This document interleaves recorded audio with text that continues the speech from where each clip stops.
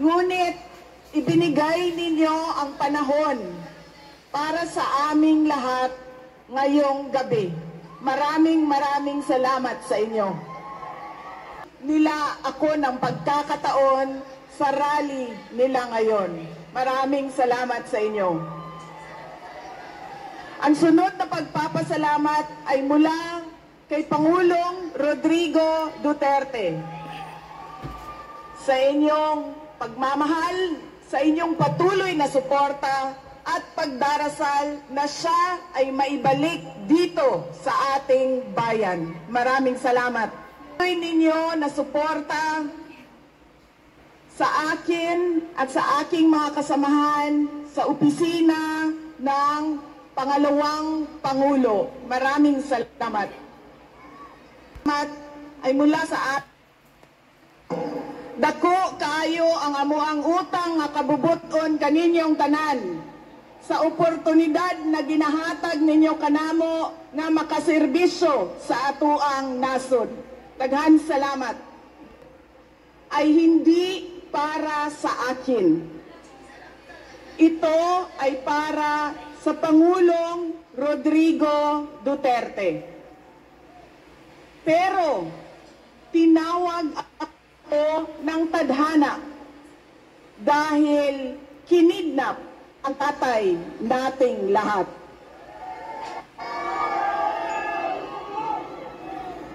Sa pagkakataong ito, nakatayo ako sa entablado at humaharap sa inyo, hindi bilang kandidato. Ako si Inday Sara, isang botanteng nagmamahal sa ating bayan at natatakot para sa ating kinabukasan. Mga kaigsuunan ko, iniibig ko ang Pilipinas. Iniibig ko kayong mga Pilipino.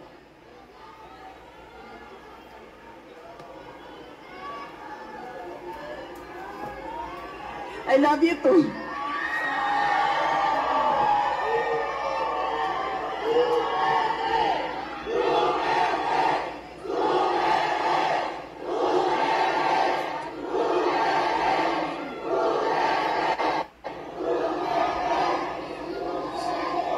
This election will decide the future of our country.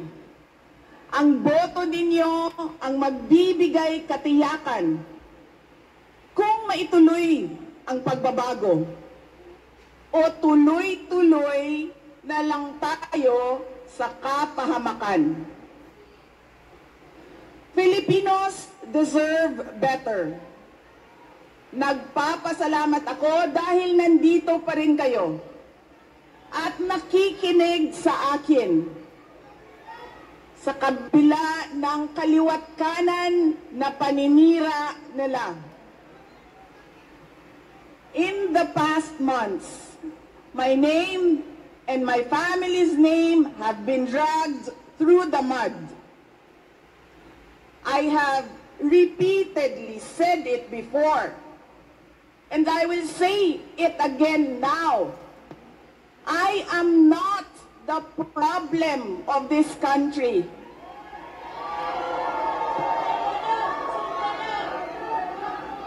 Hindi ako ang problema ng Pilipinas.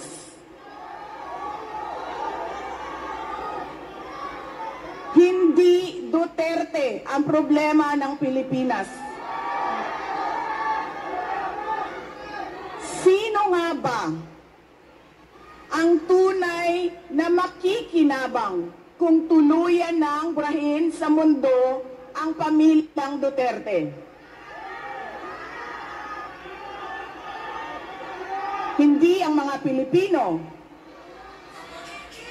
Lalo nang hindi makikinabang ang mga biktima sa krimen, mga walang trabaho, mga naghihirap, o maging ang mga nagugutom. What we are witnessing is a systematic demolition job against political opponents that once dared to put the country first, even if it meant going against the most powerful interests in our homeland. Sa kasamaang palad, iniluklok natin ang isang leader na walang kakayahang maintindihan ang tunay na kalagayan ng mga Pilipino. At higit sa lahat, hindi kayang magdesisyon para sa kapakanan ng sambayanan.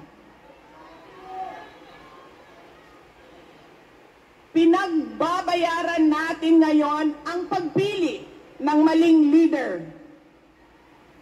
Nakikita natin ang lantaran at walang pakundangang paglabag sa ating saligang batas. Pinamumunuan din tayo ngayon ng isang taong patuloy pa rin tumatanggi, sumailalim sa isang pampublikong hair follicle drug test.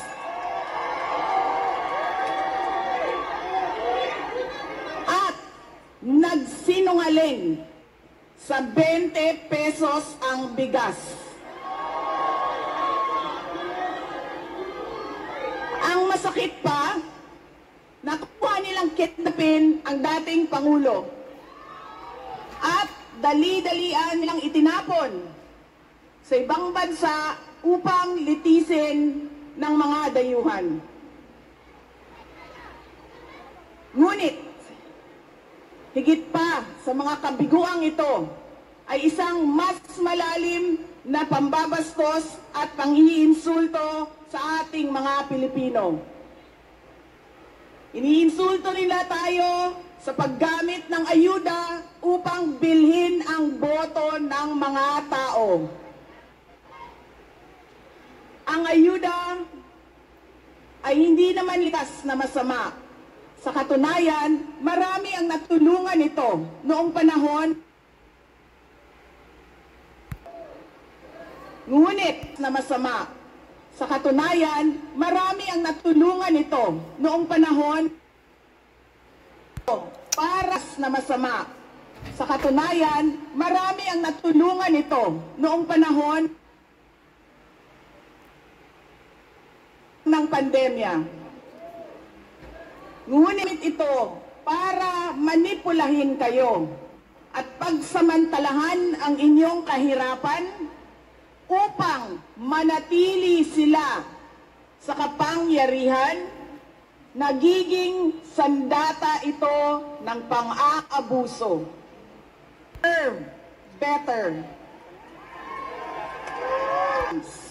Not short-term doleouts that are being abused by those in power.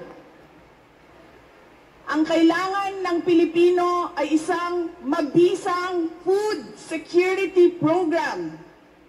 Isang programa na tutugon sa problemang pinakamalapit sa bituka, ang gutom.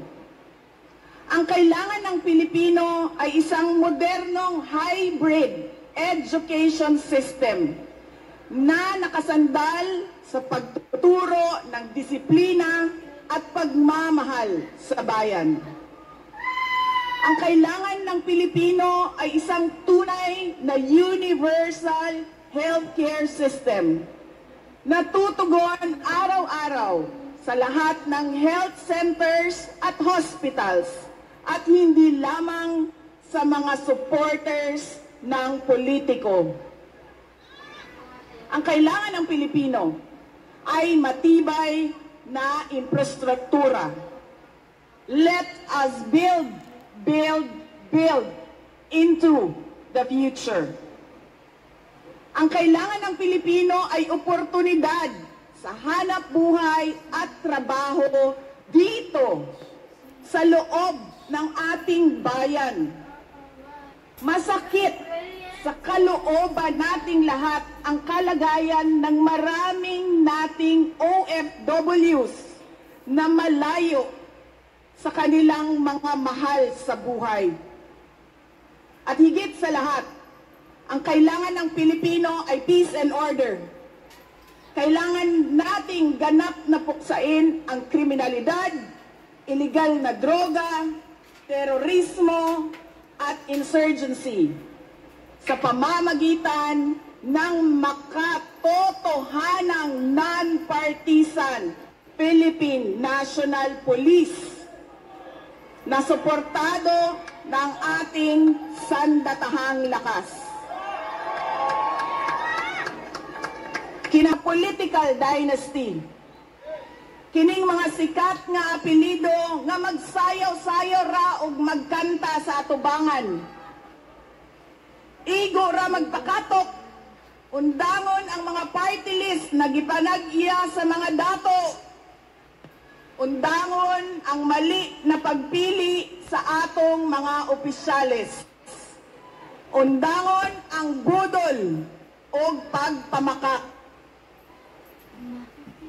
Kailangan natin mag-vote straight sa mga taong magtutuloy ng nasimulan ni Pangulong Duterte. Idiretso natin ang boto.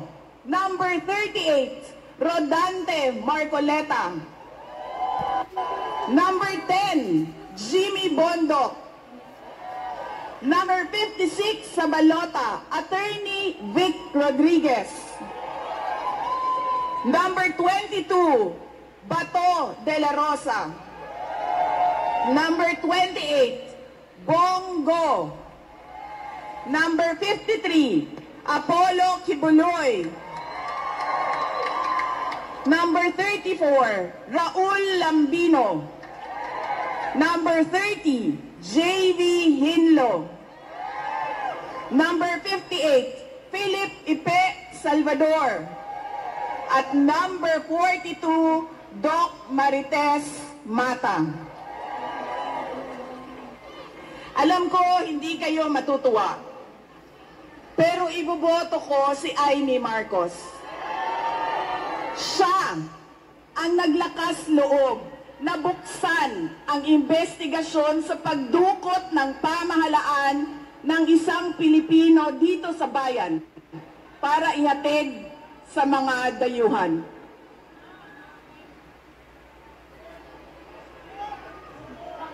Ipiboto ko rin si Camille Villar dahil sa kanyang karanasan bilang mambabatas sa House of Representatives na makakatulong sa isang tunay na pagbabago sa Senado.